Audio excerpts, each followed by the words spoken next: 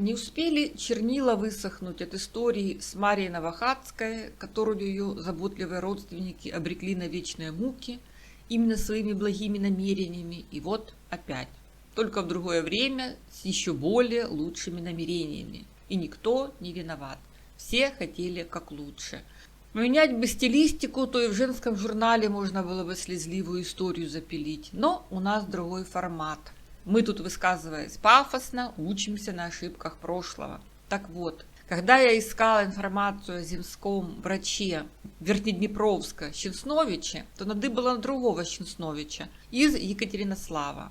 И большая эта семья откроет нам еще одну грань истории Екатеринослава, совсем иную, чем ту, которую мы тут на канале освещаем. Мы знаем Екатеринослав повстанческий, и у нас есть несколько видео, как тут воевали атаман Малашко, Федорченко.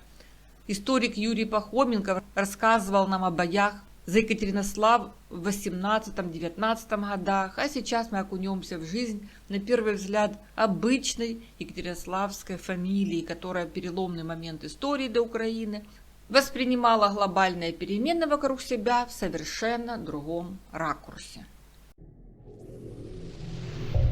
Канал Ірини Коновець-Поплавської. Жил-был такой поляк Викентий Александрович Щенснович, который родился в 1861 году в городе Вильна. Сейчас это Вильнюс. Тогда это была Российская империя. Хотелось бы его привязать к знаменитому новороссийскому инженеру Александру Николаевичу Щенсновичу, но тому было лет 15-16, когда родился Викентий. Хотя какая-то родственная связь между ними, вероятно, была. Это привязанность к железным дорогам и инженерным специальностям, а также происхождение из польских шляхтичей. Так вот, Викентий Щенснович был самый настоящий дворянин из Ковенской губернии. Ковна – это сейчас Каунас. Но какими-то интригами судьбы в малые года свои парень очутился в Екатеринославе. И в возрасте 17 лет он начинает свою трудовую деятельность и поступает на должность конторского служащего на Екатерининскую железную дорогу, где проработал счетоводом 43 года. И женился Викентий не на дворянке, а на простой украинской девушке Евдохе Степановне Брунько, 1865 года рождения, родом из села Клынове або Калынове, это станция Попасная Бахмутского уезда. Родители Евдохи даже были крепостными, не то что дворянами. Такой вот мезальянс. Пошли дети, все было внешне нормально. Евдоха не работала, занималась домашним хозяйством, и вся семья содержалась на зарплату отца Викентия Александровича и его какие-то побочные доходы. В управлении железной дороги перед роковым 1917 годом главе семейства платили совсем неплохой на то время оклад 760 рублей. Был у Викентия Александровича свой дом в Екатеринославе, и была в нем, видимо, коммерческая жилка. Наверное, что-то в аренду сдавал, потому что доход у семьи был очень приличный. И проживали они совсем где-то недалеко от управления железной дороги. Воспитали Щенсновичи 6 детей.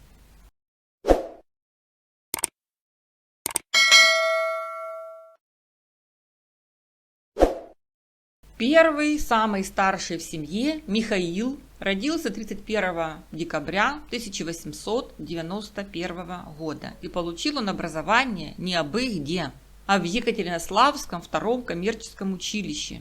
И чтобы вы понимали, что это за училище, просто посмотрите на этот список учащихся. Тут дети лучших людей Екатеринослава. И в 1914 список был примерно такой же. Окончил Михаил полный курс училища в 1913 году. И тут же, 3 июня 2013 года, в возрасте 22 лет, он незамедлительно сочетает себя узами брака со своей ровесницей Анной Ивановной Быстряковой. Венчались молодые люди почему-то в Трехсвятительской церкви, что находилась в Нижнеднепровске Половица. Странно, что не в центре, а вообще где-то в Мануиловке, в селе на то время.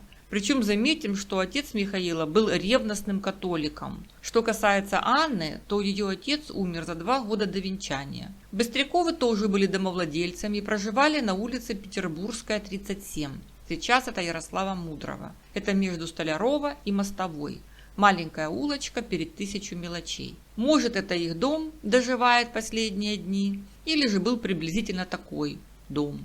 Брат Анны, Михаил Иванович Быстряков, выступал у молодых свидетелем. В это время он работал наборщиком в типографии Екатеринославского губернского земства. Так вот, Анна Ивановна – это родная тетя того самого Александра Григорьевича Быстрякова, который написал книгу «Хроника жизни евреев Екатеринослава Днепропетровска», и благодаря ему мы и знаем биографии членов семьи Быстряковых. Во время Первой мировой Михаил Щенснович не остался в стороне, а принимал участие в войне как прапорщик легкой артиллерии. И даже там отличился, за что получил награду орден Святого Станислава третьей степени с мечами и бантом. Позже ему присвоили звание подпоручика, и это определило карьеру Михаила как военного. И вот наступил 1917-й. Смутные времена. И подпоручику, 28-летнему Михаилу Щенсновичу, вроде бы прямая дорога в Белую гвардию. То, что он не примкнет к повстанцам, тут разговора нет. Другое воспитание и мировоззрение. А вот Белая гвардия, эмиграция – это судьба большинства подпоручиков дворянского происхождения. Но петь уныло песни поручик Голицын где-то в эмиграции – это не его путь. Он примыкает к красным и почему-то, мне кажется, безо всяких колебаний. В январе 19-го большевики заняли Екатеринослав, а 3 марта Михаил, ничтоже сумняшися, вступает в ряды Красной армии, в 41-ю стрелковую дивизию, которая воевала против Белой армии на Сумском направлении. И вот нам в подмогу воспоминания Плоскова, под грохот канонады, где Григорий Давидович нам подсветит, как Михаил Викентьевич воевал на стороне красных.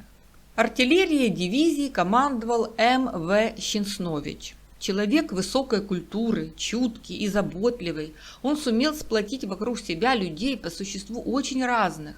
Здесь и бывшие царские офицеры, и выходцы из низов, как наш брат. Михаил Викентьевич находил общий язык с теми и с другими. Это было нелегко.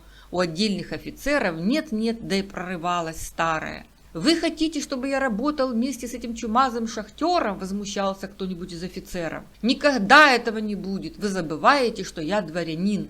«Между прочим, я тоже бывший дворянин», – мягко напоминал Щенснович. «А как видите, работаю в Завгороднем. И скажу прямо, дай нам Бог в дивизию побольше таких шахтеров». Иногда начарт Щенснович приказывал вести огонь в накладку.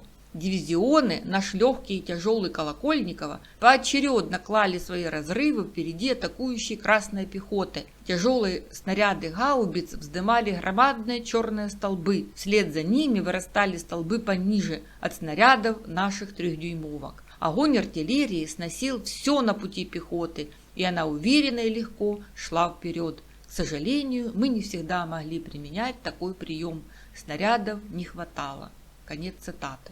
Обратим внимание, что Михаил Викентьевич называет себя бывшим дворянином. И это только 1919 год. И вот когда 30 мая 1931 года в Металлургическом институте города Днепропетровска будут организовывать отдельную кафедру военных дисциплин, то ее первым руководителем станет преподаватель Щенснович. Нетрудно догадаться, что это был наш Михаил Викентьевич. Военная карьера Михаила протекала ровно и стабильно. В страшном 1937 году он служил в артиллерийских частях Сталинграда.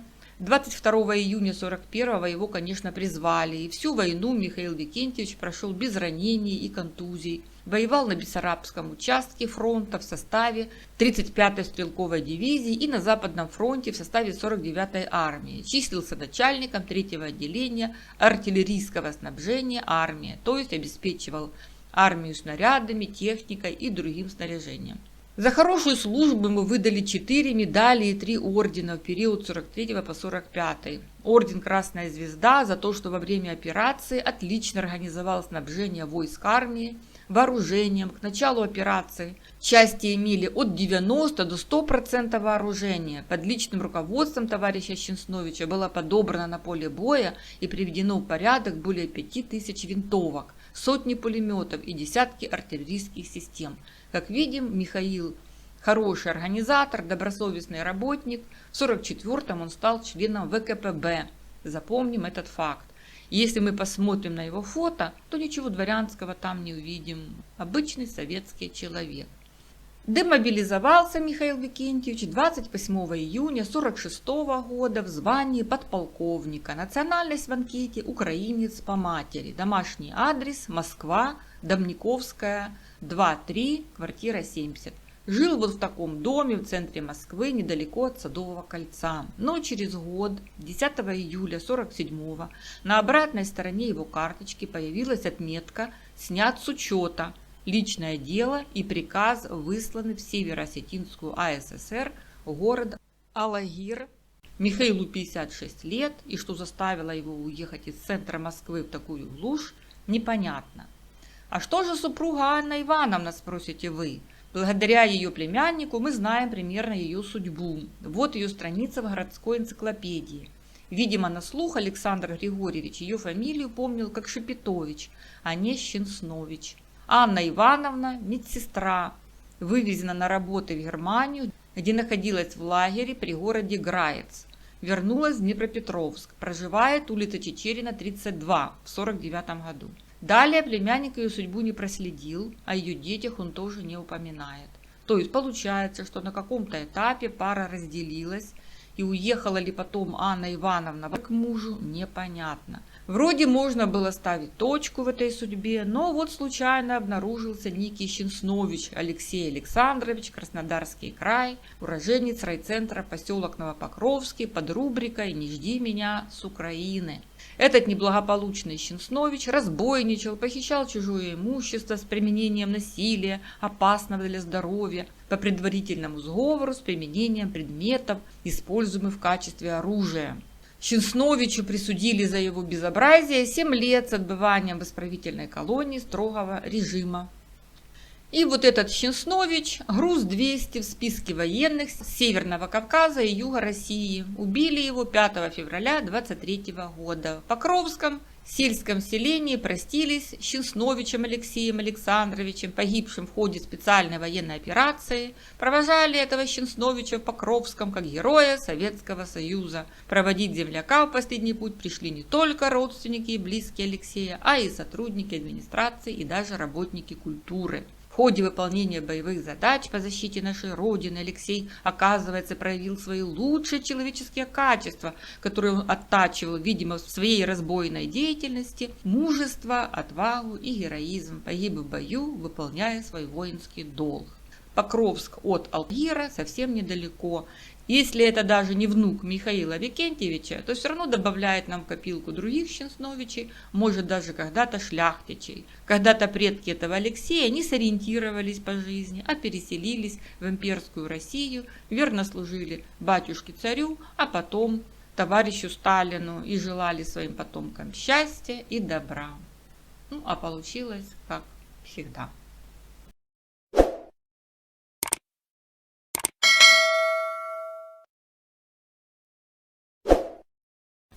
Второй ребенок Щенсновичей, Мария Викентьевна, 1898 года рождения, тоже получила прекраснейшее образование. Щенснович Мария Викентьевна в списке лиц, получивших аттестаты за 7 классов Екатеринославской первой Мариинской дворянской женской гимназии, память 300-летия царствования дома Романовых в 1914 году. Сейчас это школа номер 33, блатная такая. Свои пророссийские взгляды руководители этой гимназии продемонстрировали в 2003 году, когда вернули ей название Мариинская, и до сих пор убирать его не собираются. Мариинская – это в честь супруги императора Павла I, императрицы Марии Федоровны, которая курировала воспитательные дома и Смольный институт в Санкт-Петербурге.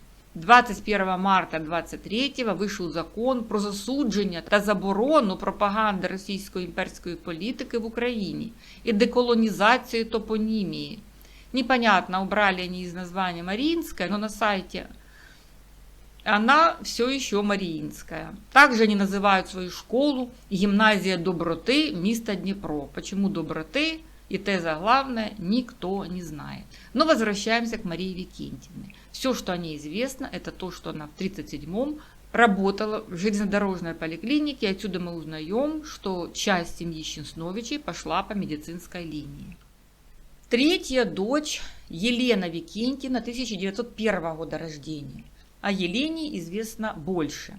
В 1920-м она познакомилась с Константином Харитоновичем Базилевским, старше ее на 5 лет, уроженцем Днепропетровской области, села Григорьевка Васильковского района, который на момент их встречи был уже 2 года как членом ВКПБ. Базилевский служил в Красной армии, Красной гвардии, потом пошел работать на железную дорогу. В 1921-м Елена и Константин сочетались законным браком, но Константин оказался товарищем своеобразным. Слыл тем, что злоупотреблял, жене изменял. Мать Елены, Евдоха Степановна, жила с ними, потому что Елена была больна туберкулезом, и мать помогала ей воспитывать ребенка. И приходилось Евдохе Степановне терпеть постоянные скандалы в семье и даже оскорбления в свой адрес. Младшему ее сыну Владимиру пришлось даже вмешаться в семейные дрязги, и он потребовал от сестры развестись с мужем. Елена так и сделала, и плюс к этому в 1935-м написала портком паровоза ремонтного завода, где Базилевский работал, о его неприглядном поведении. После развода Базилевского выставили из квартиры. В 1937-м Елена Викентьевна работала в Дорсанотделе, опять-таки по медицинской линии. А Базилевскому не осталось ни одного пункта, чтобы любить семью Щенсновичей, кроме, собственно, Елены, которой он все-таки сохранил позитивное отношение. Видимо, считал, что это родственники ее настраивают против него. Четвертая Варвара Викентьевна, 1902 года рождения. В 1937-м работала на заводе Ворошилова. Это Днепропетровский комбайновый завод, кем неизвестно. Пятый Виктор Викентьевич, 1903 года рождения. И я даже нашла его метрику. Дворянин Ковенской губернии Викентий Александрович Щенснович, католического вероисповедания, и законная жена его Евдокия Степанова, православная. Крестил Филипп Федорович Яроскевич, священник Благовещенской церкви. Это та, что внизу рабочий. Это только подтверждает, что обитали Щенсновичи где-то в районе ЖД вокзала и управления железной дороги. О Викторе только известно, что в 1937-м он работал в отделе приема и увольнения Сталинской железной дороги, то есть в отделе кадров. Как мы понимаем, должность эта весьма и весьма полезная. Больше о Викторе нам ничего не известно. Итак, общее впечатление о семье мы получили. Мы видим, что Щенсновичи отлично устроились при советской власти. Они сразу приняли советский режим еще во время наших вызвольных змагань.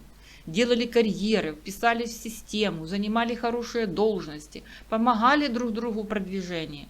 Один только Виктор Викентьевич в отделе кадров Сталинской железной дороги чего стоил. Мог помочь с трудоустройством кому угодно, а все мы знаем, как это важно иметь хорошую постоянную работу и не бояться ее потерять, потому что есть родственник, который всегда придет на помощь.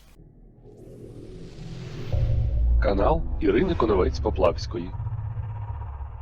И теперь мы плавно переходим к шестому, самому младшему члену семьи Владимиру Викентьевичу, который родился 11 марта 1906 года. И именно на Владимире сошлись все звезды. Как говорится в Библии, не ведаем, что творим. Вот казалось бы, что плохого эта семья делала? Работали, помогали друг другу, политикой не интересовались. И младший Владимир уже с юных лет впитывал в себя эти семейные ценности. Но есть одно отличие. Когда его крестили, как положено, в православной церкви под именем Владимир, то через месяц буквально малыша принесли в польский костел, и там он получил прекрасное имя Владислава. Видимо, Викентий Александрович настоял, думал, хоть один сын католиком будет. Разница между Владимиром и старшим братом его Михаилом 15 лет. То есть в основном сестры и братья, все взрослые, уже пробились по жизни. Владимиру легче всех, есть кому о нем позаботиться, разъяснить, что к чему. И его юная душа получила все жизненные установки от своих взрослых братьев и сестер. При том, что старшие обзавелись семьями, опять же новые родственники, зятья, невестки, тоже подмога. Огромное влияние, как я понимаю, дети получили от матери украинки. Она же всегда дома, а отец на работе. Тем более, что родни у отца в Екатеринославе, видимо, не наблюдалось. Основная родня его осталась в Вильно. Зато у отца был костел, там он проводил свое свободное время в своем родном католическом окружении. И вот в 1917-м, когда началась вся эта заваруха, Владимиру было всего 11 лет. И что за вызвольні змагания творятся, то для него это было темный лес. Кто там, из-за кого, и зачем все это. Белые, петлюровцы, атаманы. Он только знал, что в семье начался трудный период. И в 19 году, в возрасте 13 лет, уже пошел работать. Сначала учеником сапожника, потом нашлось местечко на железной дороге, в паровозном депо, учеником слесаря. И пошло-поехало. В 1920-м Владимир уже вступил в комсомол, организовал какую-то там комсомольскую ячейку водного транспорта и при наступлении на Екатеринослав Белой армии нес вооруженную комсомольскую охрану мастерских, а во время какой-то эсеровской забастовки состоял в коммунистическом отряде, и это в 15-летнем возрасте. Запомним этот факт. Дальше Владимир пошел по семейной железнодорожной линии, мастером, начальником цеха, без отрыва от производства. В 1931 году окончил ГИИТ, Днепропетровский институт инженеров транспорта по специальности инженер-механик. Женился в конце 20-х годов. Жена его Мария Андреевна Шеверкина, 1911 года рождения. Тесть Андрей Никифорович работал на заводе «Госмельница», Шурин Георгий Андреевич, техник участка диагностики станции Днепропетровск. В 30 году у Владимира родилась дочь Елена. Как все прекрасно складывается.